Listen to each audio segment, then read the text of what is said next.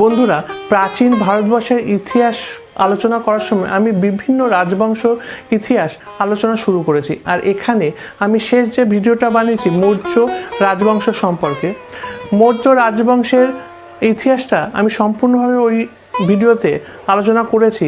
আজকে আমরা জানব মৌর্য রাজবংশের পরবর্তী রাজবংশ সম্পর্কে, অর্থাৎ শুঙ্গ ডাইনেস্টি এবং কানভা ডাইনেস্টি সম্পর্কে। তার আগে যারা আমার চ্যানেলে নতুন রয়েছে তারা অবশ্যই চ্যানেলটিকে সাবস্ক্রাইব, কমেন্ট, লাইক, শেয়ার এবং বেল আইকনটাকে অবশ্যই বাজিয়ে দিও, যাতে আমার নেক্সট ভিডিও নোটিফিকেশন তোমরা পেতে পারো। তা চলো শুরু করা যাক শুঙ্গ ডাইনেস্টি এবং কানভা ডাইনেস্টি সম্পর্কে। বন্ধুরা, মৌর্য রাজবংশ আলোচনা করার সময় আমি বলেছিলাম যে মৌর্য বংশের শেষ রাজা ছিল বৃহদ্রথ। বৃহদ্রথের সময় একজন পণ্ডিত ছিলেন, অর্থাৎ ব্রাহ্মণ পণ্ডিত ছিলেন, যার নাম পুষ্যমিত্র শুঙ্গ। আর এই পুষ্যমিত্র শুঙ্গই 185 খ্রিস্টপূর্বাব্দে বৃহদ্রথকে মেরে সিংহাসনে বসে, অর্থাৎ মগধের সিংহাসনে বসে, এবং এই 185 খ্রিস্টপূর্বাব্দেই শুঙ্গ ডাইনেস্টির প্রতিষ্ঠা করেন।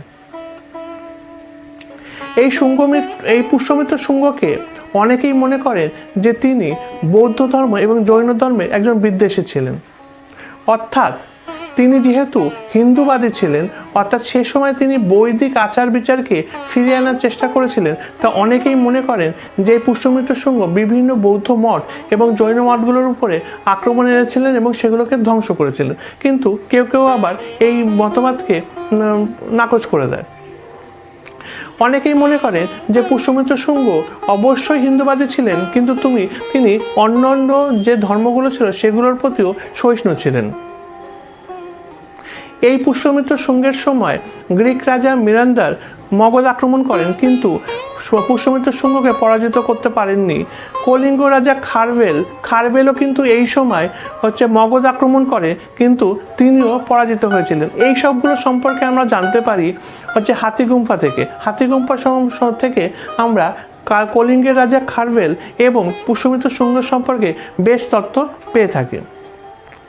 পুষ্যমিত্র শুঙ্গের সময় অর্থাৎ রাজধানী ছিল পাটালিপুত্র, এবং তিনি এই পাটালিপুত্রে বেশ কয়েকটা যজ্ঞের আয়োজন করেছিলেন পতঞ্জলির অধীনে। পতঞ্জলির তত্ত্বাবধানে তিনি এখানে অশ্বমেধ যজ্ঞ, তারপর বাজপেয়ী যজ্ঞ এবং রাজস্ব যজ্ঞ পারফর্ম করেছিলেন। পুষ্যমিত্র শুঙ্গের পর 149 খ্রিস্টপূর্বাব্দে সিংহাসনে বসেন তারই পুত্র অগ্নিমিত্র। এই অগ্নিমিত্র সম্পর্কে আমরা কালিদাসের মালবিকাগ্নিমিত্রম কাব্যগ্রন্থ থেকে জানতে পারি, কারণ এই কাব্যগ্রন্থের যিনি হিরো তিনি হলেন এই অগ্নিমিত্র। শুঙ্গ বংশ সম্পর্কে খুব বেশি জানা না গেলেও এটুকুনি জানা যায় যে এই রাজবংশের শেষ রাজা ছিল দেবভূতি। দেবভূতি ছিল এই শুঙ্গ বংশের শেষ রাজা, অর্থাৎ 185 খ্রিস্টপূর্বাব্দে পুষ্যমিত্র শুঙ্গ যে রাজবংশের প্রতিষ্ঠা করেছিলেন 75 খ্রিস্টপূর্বাব্দে সেই রাজবংশের শেষ হয়, এবং সেই রাজবংশের শেষ রাজা ছিল এই দেবভূতি, এবং দেবভূতিকে মেরে সিংহাসনে বসেছিলেন কানভা ডাইনাস্টির রাজা, অর্থাৎ কানভা ডাইনাস্টি যিনি প্রতিষ্ঠা করেছিলেন তিনি বাসুদেব অর্থাৎ বাসুদেব কানভা। এই বাসুদেব কানভা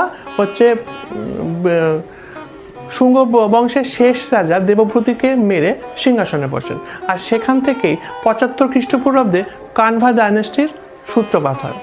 কানভা ডাইনেস্টির সম্পর্কেও ইতিহাসে খুব বেশি জানা যায় না, তবে এটা জানা যায় যে এই 75 খ্রিস্টপূর্বাব্দে এই ডাইনেস্টি সিংহাসনে বসেছিলেন, এবং তারপরে মাত্র 4 জন রাজাই সিংহাসনে বসেছিলেন। অর্থাৎ প্রথম রাজা ছিল এই বাসুদেব কানভা, এবং তারপরে সিংহাসনে বসেছিল ভূমিমিত্র, তারপরে নারায়ণ কানভা, এবং একদম শেষ ছিল সুশারমান কানভা।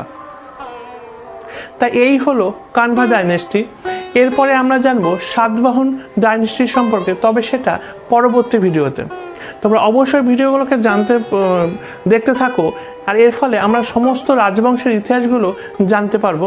অবশ্যই আমার চ্যানেলটিকে সাবস্ক্রাইব করো, লাইক করো, শেয়ার করো এবং কমেন্ট করো।